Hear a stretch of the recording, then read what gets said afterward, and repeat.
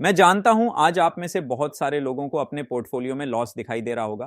खैर, मुझे लॉस नहीं हुआ है क्योंकि मेरा एक जो स्टॉक था उसने अच्छा परफॉर्म किया, जिस वजह से ओवरऑल मेरा पोर्टफोलियो आज प्रॉफिट में है। लेकिन ज्यादातर लोगों को आज लॉस दिख रहा होगा, जिसके पीछे का रीजन है कि जो निफ्टी है वो आज लगभग 300 पॉइंट डाउन है। परसेंटेज की टर्म्स में देखें तो 17 सेंसेक्स भी लगभग 250 पॉइंट्स डाउन है और बैंक निफ्टी भी 850 पॉइंट के आसपास डाउन हो रखा है। बट ये मार्केट गेन के पीछे मेन रीजन क्या है, इसके बारे में हम बात करने वाले हैं। तो चलिए इस वीडियो को शुरू करते हैं। तो देखिए, सबसे पहला रीजन जिसकी वजह से मार्केट आज गिरा हो सकता है वो ये है कि जो हमारे डिफेंस मिनिस्टर हैं श्री राजनाथ सिंह जी, उन्होंने कल एक स्टेटमेंट दिया था जिसमें उन्होंने कहा था कि वैसे तो हम एक पीस लविंग कंट्री हैं, लेकिन जैसे हालात रशिया और यूक्रेन के बीच में चल रहे हैं, हमारे पड़ोसी बांग्लादेश में चल रहे हैं, और इसके अलावा इजराइल और हमास के बीच में जिस तरीके के वॉर चल रहे हैं, ऐसे में हमारी जो इंडियन आर्म फोर्सेस हैं उन्हें अपनी नेबरिंग कंट्रीज के ऊपर नजर रखने की बहुत ज्यादा जरूरत है। और पीएस को बनाए रखने के लिए कुछ भी अनएक्सपेक्टेड, यानी यहां पर वह वॉर की बात कर रहे थे, उसके लिए रेडी रहने की जरूरत है। लेकिन आज जैसी वैश्विक परिस्थितियां हैं उनको देखते हुए मैंने यही सारे अपने आर्मी कमांडर्स को मैंने कहा था कि विश्व में शांति की स्थापना के लिए और स्वयं भारत में भी शांति की स्थापना के लिए सदैव हम लोगों को युद्ध के लिए तत्पर रहना चाहिए।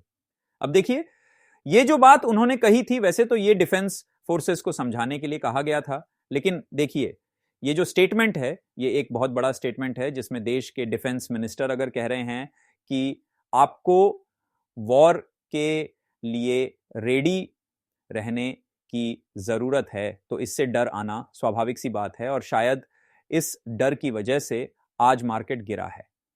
इवन कल जब मैंने न्यूज पढ़ ली थी ना, तभी मुझे लगा था कि आज पक्का मार्केट गिरने के चांसेस हैं।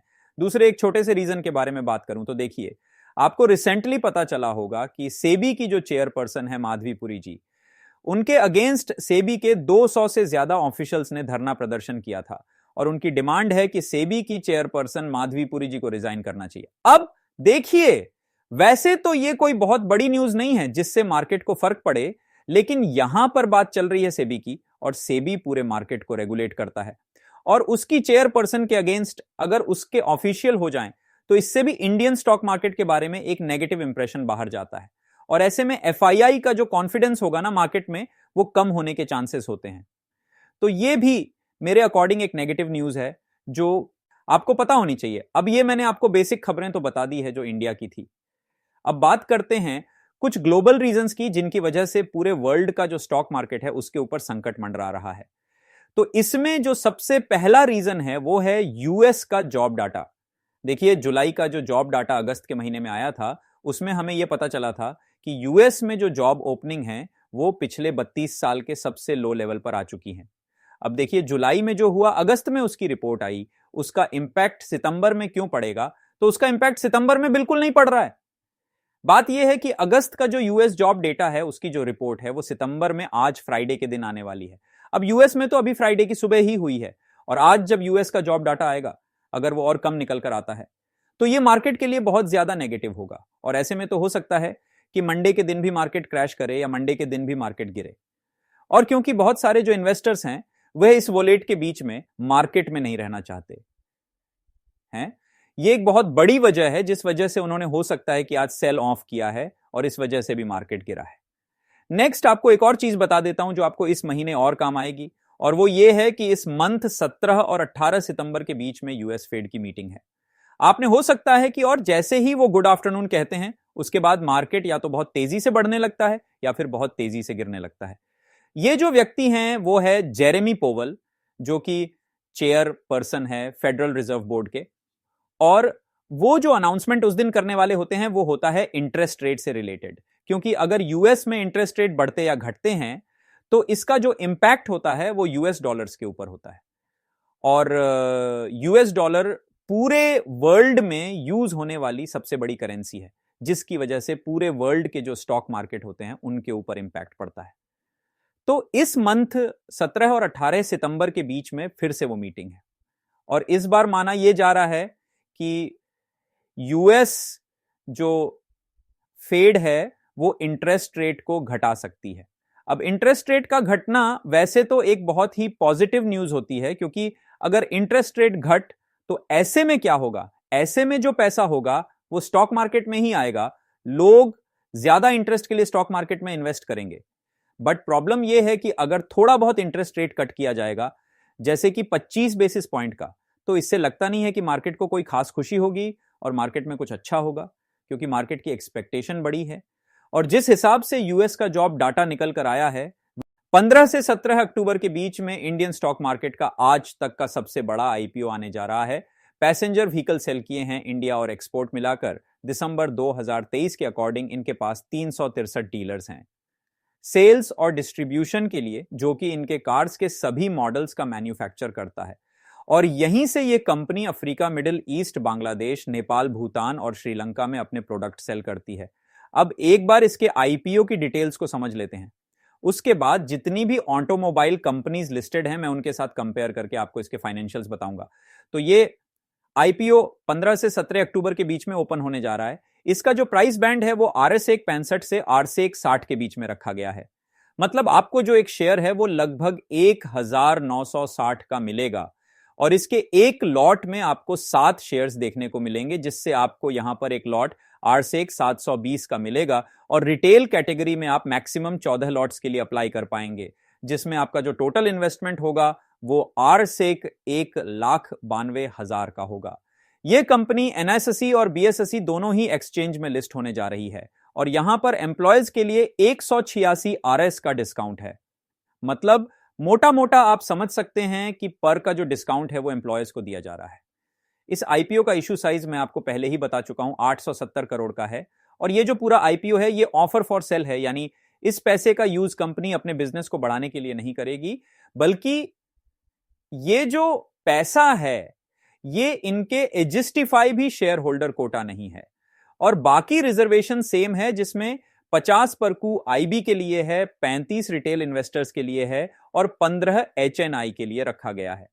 मैं आपको पहले ही बता चुका हूं कि आप 15 से 17 अक्टूबर के बीच में इस आईपीओ के लिए अप्लाई कर सकते हैं। तो अगर आपको आईपीओ मिल जाता है तो 21 तारीख को जो शेयर्स हैं वो आपके डीमेट अकाउंट में आ जाएंगे, और अगर आईपीओ नहीं मिलता है तो 21 तारीख को ही आपका रिफंड आपको मिल जाएगा। और यह जो आईपीओ है यह 22 अक्टूबर को हमारे स्टॉक मार्केट में लिस्ट हो जाएगा। तो अब आपको आईपीओ की डिटेल्स भी मिल चुकी हैं। तो अब आते हैं मेन मुद्दे पे कि यह आईपीओ अच्छा है या फिर बुरा है। तो इसके लिए हमें इसका फंडामेंटल एसेस करना होगा, और क्योंकि इस सेक्टर की और भी काफी सारी कंपनीज स्टॉक मार्केट में लिस्टेड हैं, तो यहां पर हम कंपेयर करके भी देख सकते हैं। तो चलिए कंपैरिजन करके ही समझते हैं। लेकिन उससे पहले अगर आप अपने आईपीओ में अलॉटमेंट के चांसेस को बढ़ाना चाहते हैं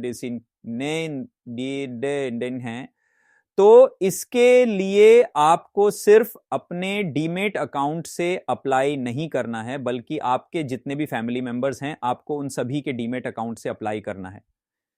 तो अगर आपके या आपकी फैमिली मेंबर के पास डीमेट अकाउंट नहीं, तो इस वीडियो को डिस्क्रिप्शन में मैंने आपको बेस्ट डीमेट अकाउंट का लिंक दे रखा है, जिसको मैं खुद भी यूज करता हूं। तो डिस्क्रिप्शन जरूर चेक कर लीजिएगा और वहां से अपना फ्री डीमेट अकाउंट जरूर खुलवा लीजिएगा। अब वापस आते हैं टॉपिक पे। तो इसके जो टॉप 3 कंपीटिटर्स हैं वो है मारुति। कॉम जो बाकी कंपनीज हैं वो साइज में इससे दुगनी बड़ी हैं, लेकिन इसने अच्छा खासा मार्केट शेयर पकड़ रखा है। अगर हम मारुति जिसने मार्च 2023 से मार्च 2024 के बीच में 37 लाख करोड़ की सेल्स की है, इसके बाद आती है संगीत मारुति। कॉम है, जबकि वो है टामोट्स। मैं बहुत सरप्राइज था ये देख के, क्योंकि इनका जो प्रॉफिट है वो है 3187 करोड़ का। ये हम मार्च 2024 के हिसाब से बता रहे हैं।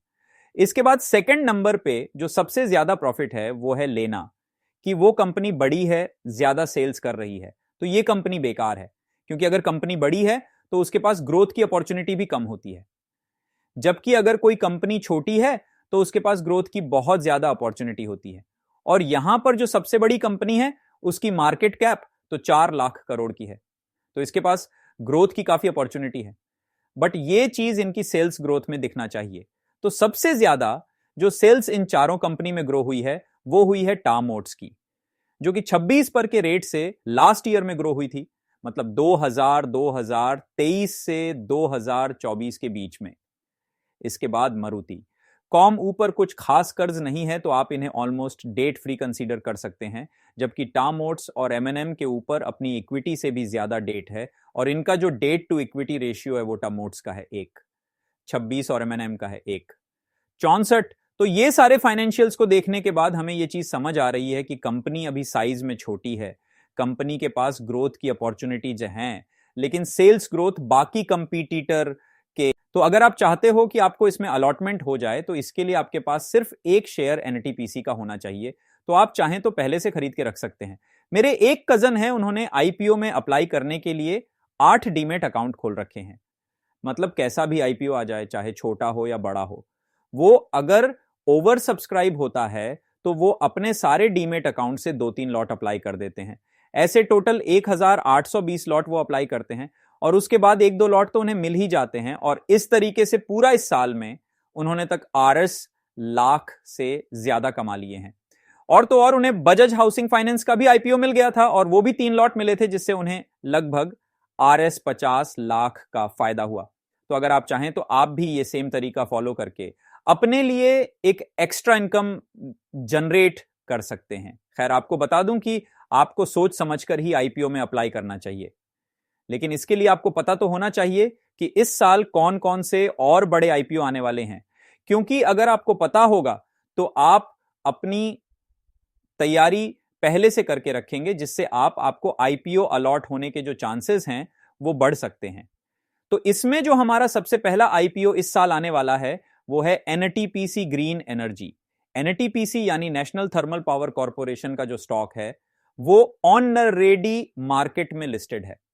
तो इसी की green energy arm NTPC green energy का आईपीओ इस साल आने के लिए रेडी है। यह आईपीओ 1000 करोड़ का होगा, यानी इसमें आपको आईपीओ मिलने के चांसेस बहुत ज्यादा होंगे। और तो और इसमें जो एनटीपीसी के शेयर होल्डर हैं उनके लिए शेयर होल्डर कोटा भी रखा गया है।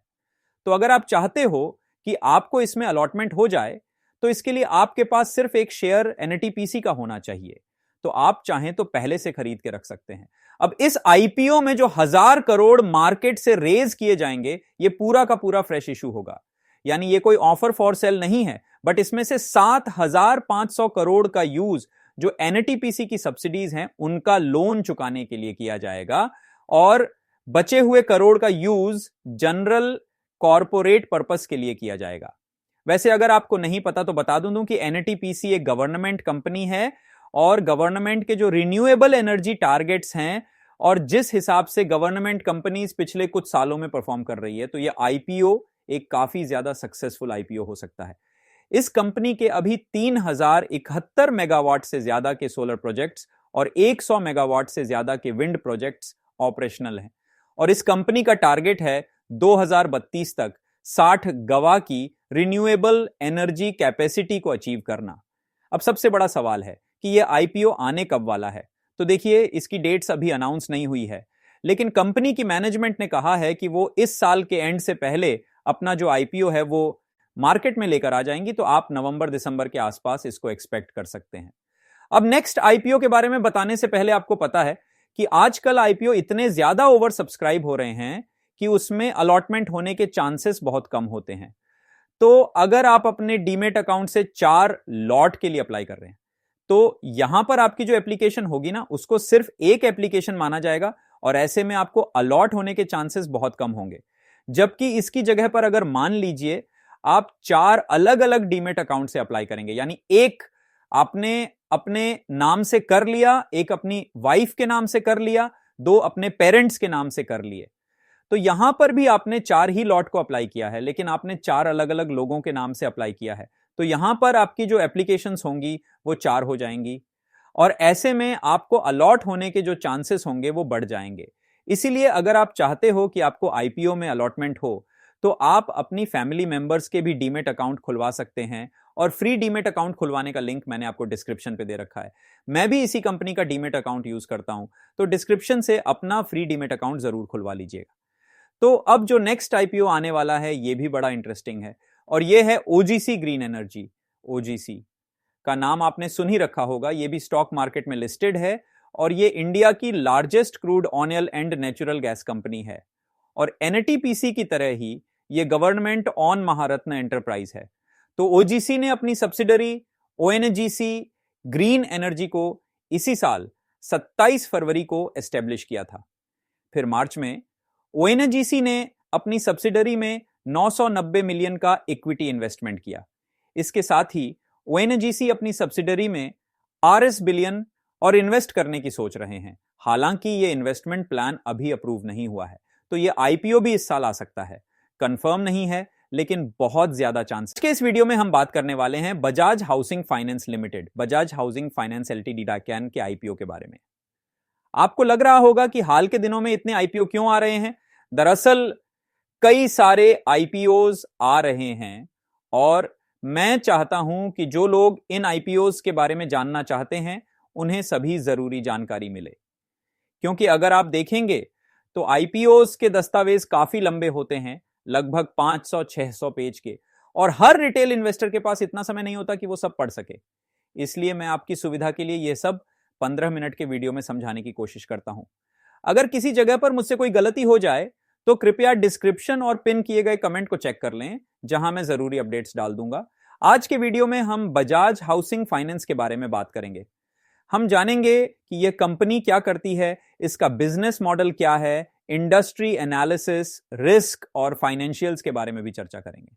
तो सबसे पहले जानते हैं कि बजाज हाउसिंग फाइनेंस लिमिटेड क्या है। जैसा कि नाम से ही साफ है, यह एक हाउसिंग फाइनेंस कंपनी है, लेकिन यह एक non deposit taking housing finance company है, मतलब यह पैसे की जमा नहीं लेती। तो फिर यह पैसे कैसे जुटाती है? यह बॉन्ड्स और डिबेंचर्स जारी करके पैसे जुटाती है और इन्हें लोन देने के लिए उपयोग करती है। यह लोन किस तरह का होता है? यह लोन रेजिडेंशियल या कमर्शियल प्रॉपर्टीज खरीदने या उनकी मरम्मत के लिए होता है।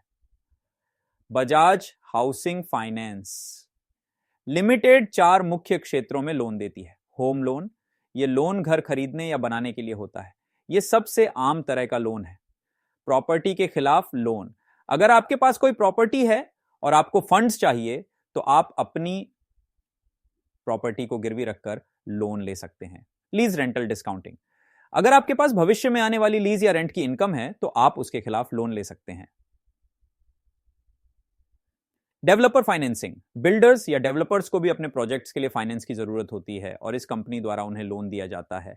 अब बात करते हैं कि कंपनी का मुख्य फोकस किस पर है।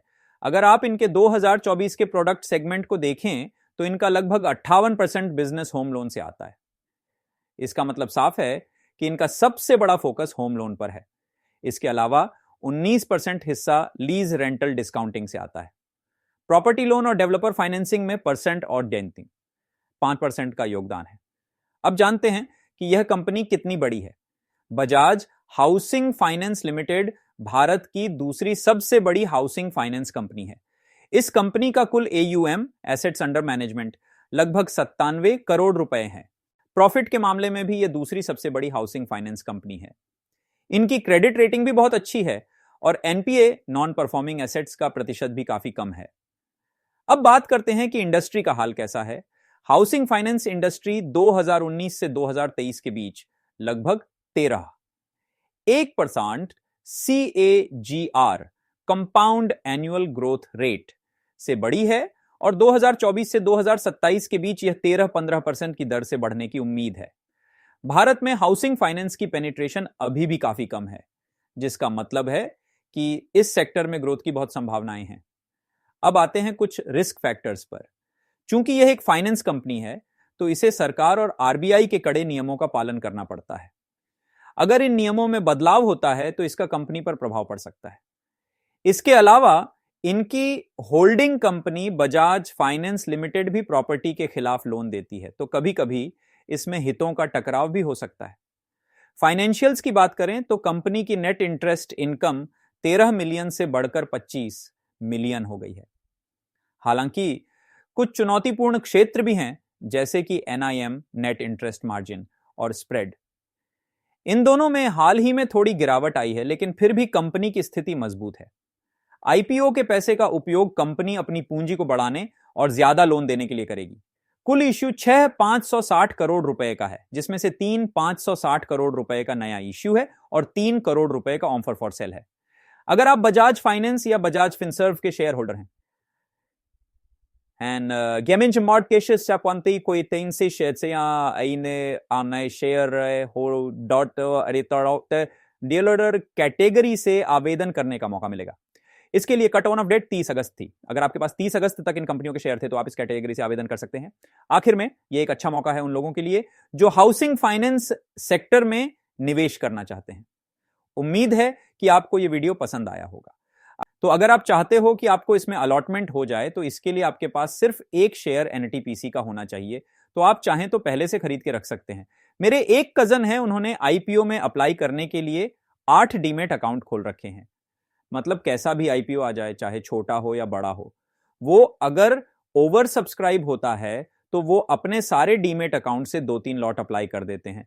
ऐसे टोटल 1820 लॉट वो अप्लाई करते हैं और उसके बाद 1-2 लॉट तो उन्हें मिल ही जाते हैं। और इस तरीके से पूरा इस साल में उन्होंने तक आरएस लाख से ज्यादा कमा लिए हैं। और तो और उन्हें बजाज हाउसिंग फाइनेंस का भी आईपीओ मिल गया था और वो भी 3 लॉट मिले थे, जिससे उन्हें लगभग आरएस 50 लाख का फायदा हुआ। तो अगर आप चाहें तो आप भी ये सेम तरीका फॉलो करके अपने लिए एक एक्स्ट्रा इनकम जनरेट कर सकते हैं। खैर, आपको बता दूं कि आपको सोच समझकर ही आईपीओ में अप्लाई करना चाहिए, लेकिन इसके लिए आपको पता तो होना चाहिए कि इस साल कौन कौन से और बड़े आईपीओ आने वाले हैं। क्योंकि अगर आपको पता होगा तो आप अपनी तैयारी पहले से करके रखेंगे, जिससे आपको आईपीओ अलॉट होने के जो चांसेस हैं वो बढ़ सकते हैं। तो इसमें जो हमारा सबसे पहला आईपीओ इस साल आने वाला है वो है एनटीपीसी ग्रीन एनर्जी। एनटीपीसी यानी नेशनल थर्मल पावर कॉर्पोरेशन का जो स्टॉक है वो ऑन रेडी मार्केट में लिस्टेड है।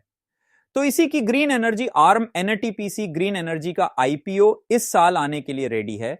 यह आईपीओ 1000 करोड़ का होगा, यानी इसमें आपको आईपीओ मिलने के चांसेस बहुत ज्यादा होंगे। और तो और इसमें जो एनटीपीसी के शेयर होल्डर हैं उनके लिए शेयर होल्डर कोटा भी रखा गया है। तो अगर आप चाहते हो कि आपको इसमें अलॉटमेंट हो जाए तो इसके लिए आपके पास सिर्फ एक शेयर एनटीपीसी का होना चाहिए। तो आप चाहें तो पहले से खरीद के रख सकते हैं। अब इस आईपीओ में जो 1000 करोड़ मार्केट से रेज किए जाएंगे, यह पूरा का पूरा फ्रेश इशू होगा। यानी यह कोई ऑफर फॉर सेल नहीं है, बट इसमें से 7500 करोड़ का यूज जो एनटीपीसी की सब्सिडीज हैं उनका लोन चुकाने के लिए किया जाएगा और बचे हुए करोड़ का यूज जनरल कॉर्पोरेट पर्पस के लिए किया जाएगा। वैसे अगर आपको नहीं पता तो बता दूं कि एनटीपीसी एक गवर्नमेंट कंपनी है और गवर्नमेंट के जो रिन्यूएबल एनर्जी टारगेट्स हैं और जिस हिसाब से गवर्नमेंट कंपनीज पिछले कुछ सालों में परफॉर्म कर रही है, तो यह आईपीओ एक काफी ज्यादा सक्सेसफुल आईपीओ हो सकता है। इस कंपनी के अभी 3071 मेगावाट से ज्यादा के सोलर प्रोजेक्ट्स और 100 मेगावाट से ज्यादा के विंड प्रोजेक्ट्स ऑपरेशनल हैं और इस कंपनी का टारगेट है 2032 तक 60 गवा की रिन्यूएबल एनर्जी कैपेसिटी को अचीव करना। अब सबसे बड़ा सवाल है कि यह आईपीओ आने कब वाला है।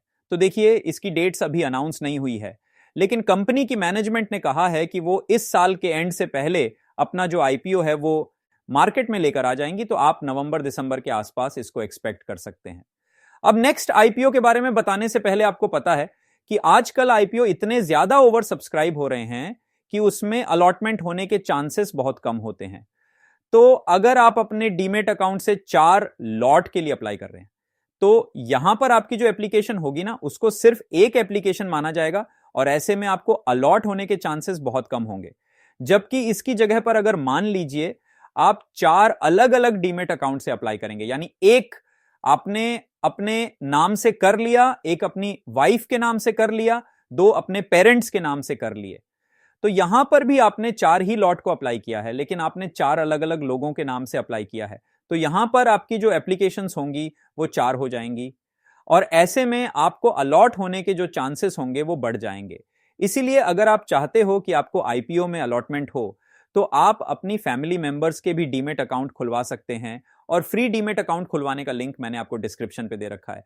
मैं भी इसी कंपनी का डीमेट अकाउंट यूज करता हूं, तो डिस्क्रिप्शन से अपना फ्री डीमेट अकाउंट जरूर खुलवा लीजिएगा। तो अब जो नेक्स्ट आईपीओ आने वाला है ये भी बड़ा इंटरेस्टिंग है और ये है ओजीसी ग्रीन एनर्जी। ओजीसी का नाम आपने सुन ही रखा होगा, ये भी स्टॉक मार्केट में लिस्टेड है और ये इंडिया की largest crude oil and natural gas company है। और एनटीपीसी की तरह ही ये गवर्नमेंट ऑन महारत्न एंटरप्राइज है।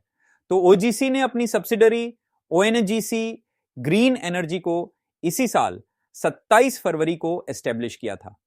फिर मार्च में ओएनजीसी ने अपनी सब्सिडरी में 990 मिलियन का इक्विटी इन्वेस्टमेंट किया।